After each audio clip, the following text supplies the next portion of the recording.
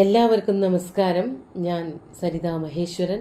ഇന്ന് ശ്രീകൃഷ്ണവിലാസ മഹാകാവ്യത്തിന്റെ 6ാമത്തെ സർഗത്തിലെ 76, 77 എന്നീ 2 ശ്ലോകങ്ങളാണ് നമ്മൾ പഠിക്കുന്നത്. അതിൽ 76ാമത്തെ ശ്ലോകത്തിൽ അനുഷ്ടുപ്പവൃത്തവും 77ാമത്തേതിൽ പുഷ്പിതാഗ്രവൃത്തവുമാണ് ഉപയോഗിച്ചിരിക്കുന്നത്. പുഷ്പിതാഗ്ര എന്ന് പറഞ്ഞ വൃത്തത്തിന്റെ പ്രത്യേകത എങ്ങനെയാണെന്നുണ്ടെങ്കിൽ 1ഉം 3ഉം ഒരുപോലെ, വരികൾ 2ഉം 4ഉം ഒരുപോലെയാണ്. അർദ്ധസമവൃത്തം എന്നാണ് അതിന് പേര് പറയുക. അപ്പോൾ അതായത് വൃത്തം മാറ്റി പ്രയോഗിക്കുന്നത് സ്വാഭാവികമായിട്ട് ഒരു സർഗത്തിന്റെ അവസാനം എത്തുമ്പോഴാണ്. ഇത് 81 ശ്ലോകങ്ങളാണുള്ളത്. 77ാമത്തെ ശ്ലോകമൊക്കെ ആയപ്പോൾ അതിന്റെ ഒരു മാറ്റം കാണിക്കലാണ് ചെയ്തിരിക്കുന്നത്. നമുക്ക് ആദ്യം 76ാമത്തെ ശ്ലോകം ചൊല്ലാം. പ്രാപ്ത പൗരുഷഭംഗസ്യ തസ്യ പ്രവിശതഃ പുരീം സിദ്ധവിദ്യാധരാരബ്ധാസ്തുതിരാസീദരുന്തുദ. നമുക്ക് ആദ്യം പദച്ഛേദം പറയാം. പ്രാപ്ത പൗരുഷഭംഗസ്യ തസ്യ പ്രവിശതഃ പുരീം സിദ്ധവിദ്യാധരാരബ്ധാ സ്തുതി ആസീദ് അരുന്തുദ. അവസാനത്തെ ഒരു വാക്കിന് മാത്രമേ പദച്ഛേദം ചെയ്യാനുള്ളൂ.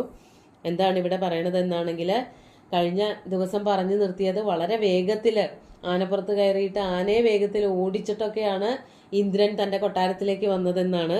അങ്ങനെ വന്നപ്പോൾ ആ ഇന്ദ്രനെ പിന്തുടരാൻ അവിടെ ഉണ്ടായിരുന്ന സിദ്ധവിദ്യാധരന്മാർക്കൊന്നും സാധിച്ചില്ല എന്ന് പറഞ്ഞു.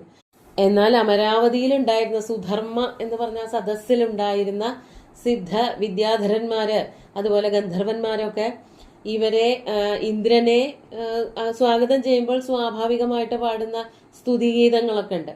അതൊക്കെ പാടാൻ തുടങ്ങി എന്നാണ് ഇവിടെ പറയണത്. പക്ഷെ അത് വിചാരിച്ച പോലെയല്ല അതിന് ഫലമുണ്ടായതത്രേ. അതാണ് ഇവിടെ വർണ്ണിക്കുന്നത്. പ്രാപ്ത പൗരുഷഭംഗസ്യ തസ്യ പുരീം പ്രവിശത സത. ഇവിടെ ഷഷ്ഠിയാണ്. സാധാരണ സപ്തമി, സതിസപ്തമി പ്രയോഗിക്കേണ്ടിടത്ത് ഇവിടെ ഷഷ്ഠിയാണ് പ്രയോഗിച്ചിരിക്കുന്നത്. ഷഷ്ഠീജ അനാദരേ എന്നുള്ള സൂത്രമുണ്ട്. അതായത് അനാദരവ് പ്രകടിപ്പിക്കുകയാണ് എങ്കിൽ അവിടെ സതിസപ്തമിക്ക് പകരം ഷഷ്ഠിയാണ് എല്ലാ പദങ്ങൾക്കും ഉപയോഗിക്കേണ്ടത് എന്നൊരു നിയമമുണ്ട്. മമ ജായമാനസ്യ മാതാ ദിവം ഗത എന്ന് പറയണ കാദംബരിയിലൊരു വാക്യമുണ്ട്, ചന്ദ്രാവീട് ചരിതത്തില്. ഞാൻ ജനിച്ചപ്പോൾ തന്നെ പക്ഷി പറയാണ് എൻ്റെ അമ്മ മരിച്ചുപോയി എന്ന്. അപ്പോൾ ശരിക്കും ഞാൻ ജനിച്ചപ്പോൾ എന്നുള്ള സതിസപ്തമി ആണ് പ്രയോഗിക്കേണ്ടിയിരുന്നത്. മൈ ജായമാനേ സതി എന്ന് പറയേണ്ടിടത്ത് ഞാൻ ജനിച്ചപ്പോൾ ആ അമ്മ മരിക്കുകയല്ലേ ഉണ്ടായത്. അതുകൊണ്ട് അനാദരവ് ഒരു ചീത്താർത്ഥാണ് വരണത് എന്നുള്ളത് കൊണ്ട് ഷഷ്ഠിയാണ് പ്രയോഗിക്കേണ്ടത് എന്ന് പ്രയോഗിച്ചിരിക്കുന്നത്. അതുപോലെ തന്നെ ഇവിടെ ഇന്ദ്രൻ സ്വന്തം പുരിയിലേക്ക്, അമരാവതിയിലേക്ക് പ്രവേശിച്ചപ്പോൾ എന്ന് സതിസപ്തമിയിലാണ് പറയേണ്ടിയിരുന്നത്. എങ്കിൽ പോലും ഇവിടെ അനാദരവ് തോറ്റിട്ടാണ് തിരിച്ചു വരുന്നത് എന്നുള്ളത് കൊണ്ട് അനാദരവ് കാണിക്കാൻ വേണ്ടിയിട്ട് ഷഷ്ഠി വിഭക്തിയിൽ പ്രയോഗിച്ചിരിക്കുകയാണ്. പ്രാപ്ത പൗരുഷഭംഗസ്യ തസ്യ പുരീം പ്രവിശത.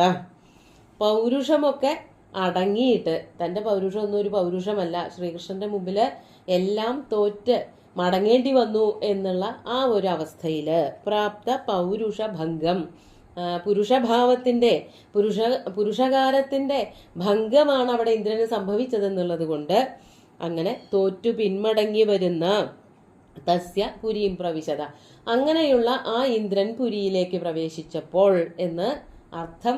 സതിസപ്തമിയുടെ പ്രയോഗം ഷഷ്ഠിയില്. അങ്ങനെ പ്രവേശിച്ചപ്പോൾ എന്താ ചെയ്തത്? അവിടെ ഉണ്ടായിരുന്നവരായ സിദ്ധവിദ്യാധരന്മാര് പാടാൻ തുടങ്ങി. അതാണ് സിദ്ധവിദ്യാധര ആരബ്ധാ സ്തുതി. സിദ്ധന്മാരും വിദ്യാധരന്മാരും പാടാൻ ആരംഭിച്ച ആ സ്തുതിഗീതങ്ങൾ എന്തായി തീർന്നു? അരുന്തുദ ആസീത്. അരുന്തുദ എന്ന് പറഞ്ഞാല് വേദനാകാരിയായി തീർന്നു. വേദനിപ്പിക്കാൻ മാത്രമേ ആയുള്ളൂ. നല്ല മിടുക്കനായിട്ടുള്ള ലോകൈക വീരനായിട്ടുള്ള ഇന്ദ്രനിതാ എഴുന്നള്ളുന്നു എന്നുള്ള പാട്ടൊക്കെ പാടുമ്പോൾ തോറ്റു പിന്മടങ്ങി വരുന്ന ഒരാൾക്ക് എന്താ ഉണ്ടാവുക?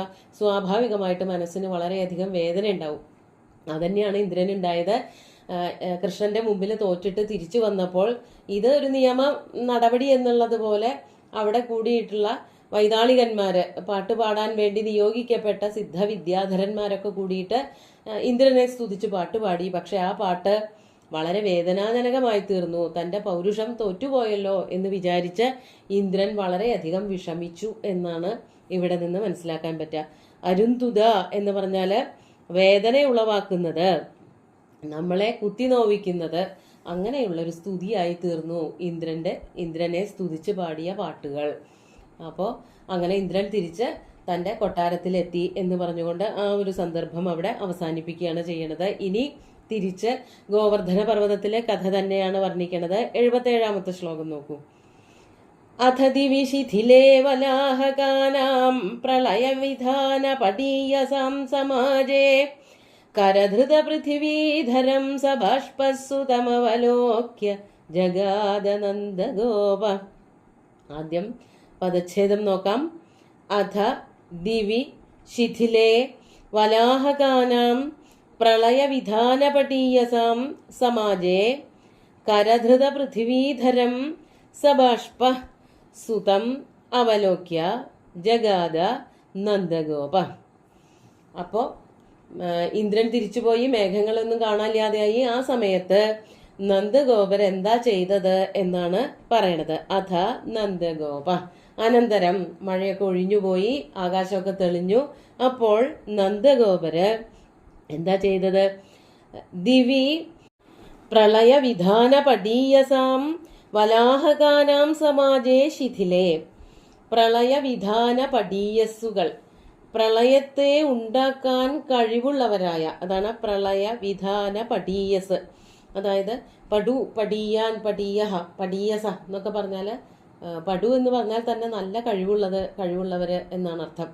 അപ്പോൾ ഈ മേഘങ്ങളെ പറ്റി പറയാണ്, ഭൂമിയെ മുഴുവനും വെള്ളത്തിൽ മുക്കാൻ അത്രയ്ക്ക് കഴിവുറ്റവരായ വലാഹകാനാം സമാജേ.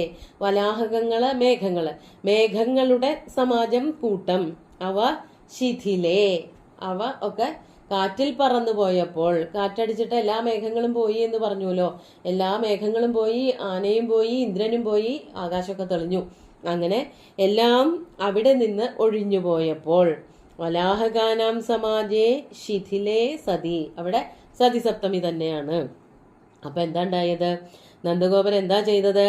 കരധൃത പൃഥിവീധരം സുതം അവലോക്യ സബാഷ്പ നന്ദഗോപ ജഗാദ.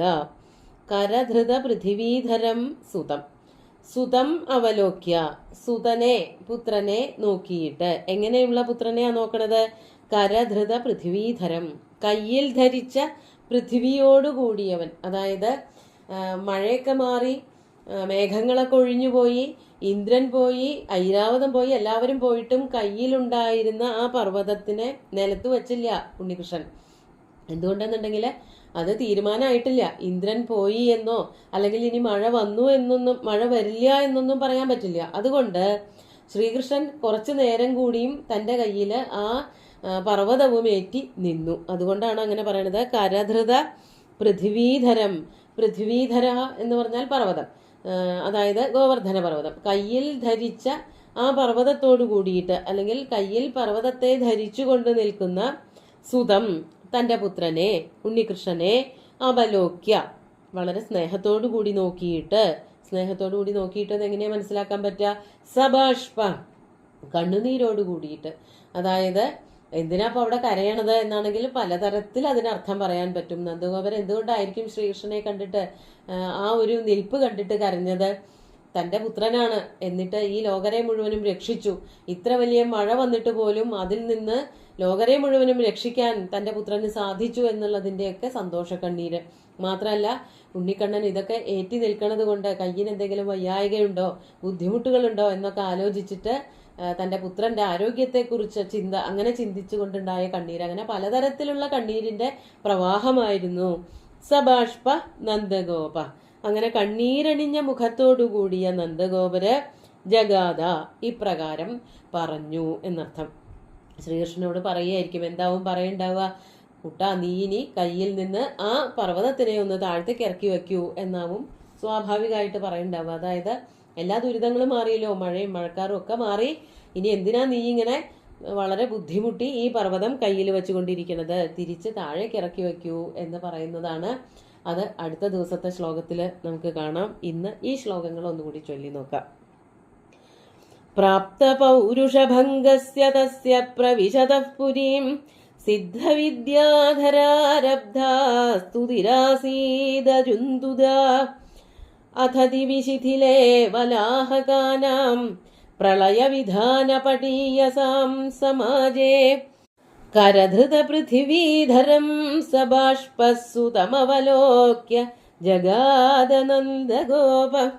ഇനി നന്ദഗോപൻ എന്താണ് ശ്രീകൃഷ്ണനോട് പറയണത് എന്നുള്ളത് അടുത്ത ദിവസം കാണാം. ആ സാന്ത്വന വാക്കുകൾ, അതുപോലെ തന്നെ സംരക്ഷിച്ചതിനുള്ള നന്ദി വാക്കുകൾ ഒക്കെ അടുത്ത ദിവസം വർണ്ണിക്കാം. ഭഗവാന്റെ മുമ്പിൽ ഈ 2 ശ്ലോകങ്ങളും സമർപ്പിച്ചുകൊണ്ട് ഗുരുവായൂരപ്പനെ സാഷ്ടാംഗം നമസ്കരിച്ചുകൊണ്ട് എല്ലാവർക്കും ശുഭദിനം നേർന്നു നിർത്തട്ടെ. നന്ദി.